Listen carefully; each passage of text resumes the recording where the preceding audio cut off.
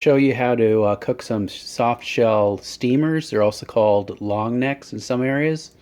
I got these from Stop and Shop. They were just a little over $5 a pound.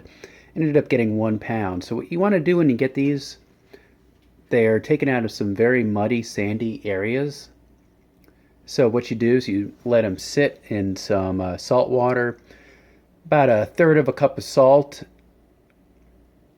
and about, cover them by at least an inch of water for about 2 to 3 hours, and that'll get all. If you notice in there, there's some muck, and that'll allow them to expel that sediment. Because the last thing you want is to munch on a salty, I mean, not salty, but sandy soft shell clam.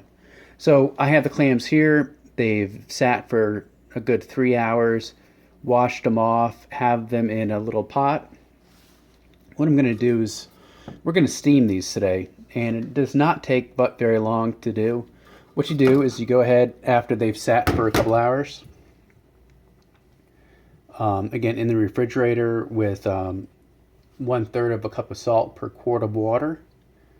You're going to add some cold water, just about an inch to the bottom of the pan or pot. You don't need much more because, again, you're mainly going to steam these. I'm going to go ahead and light the burner on my stove.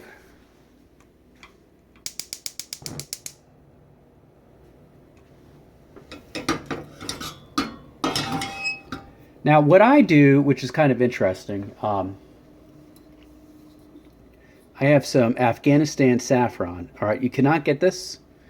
I mean, you can get saffron at the stores around here, but this is from Afghanistan. My interpreter in Afghanistan sent me this. And what I do, just to impart a little more flavor to them, I get a couple strands of this. Just literally, 2 or 3. Oops, there we go. Kind of hard to see when I'm doing this. I always just put them in there. This adds a little bit of flavor to it. And what I do, or what you will do too, I'll throw a little more. Saffron is a nice, rich spice. Doesn't overpower anything. It's great for seafood. You'll have these steam in here. Again, it's a quick boil because you put about an inch of water. And you want to make sure all these open. The other thing you can tell is when I wash these out, I rinse them off too. They're all closed. Now again, soft shell clams, steamers like these, they never close totally. But they're, alive when they hold themselves together. And then if they don't open after 10 to 12 minutes, discard it, please.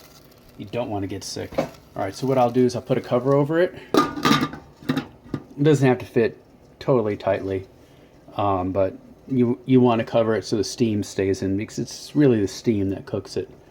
I'll go ahead and set the timer. Go ahead with,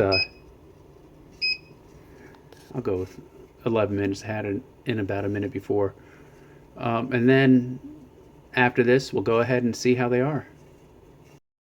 Okay, well, time is just about elapsed. They are open and ready. And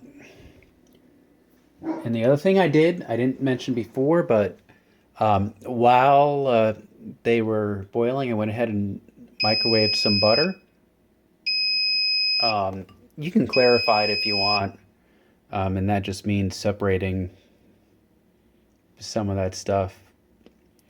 I really forget what it's called, but I just melt the butter. It tastes the same to me. And there you go. Then you can quickly drain the water, which I'll do. I really can't do it holding the camera. And you then can take them out and dip and eat them. Those are making soft shell steamer clams. Extremely easy to do. Thank you all, and have a great day. Oh, almost forgot. Don't throw out the broth. You can also dip it in the broth. So you want to keep that. So when you drain these, drain them into a bowl and keep the broth. I'm going to try to do that while filming.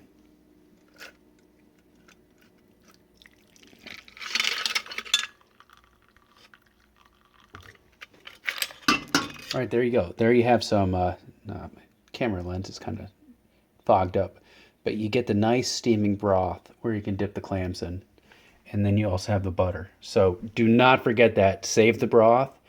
Again, these clams are very high in nutrients, very great to eat, and absolutely delicious. Thank you for watching, and bye.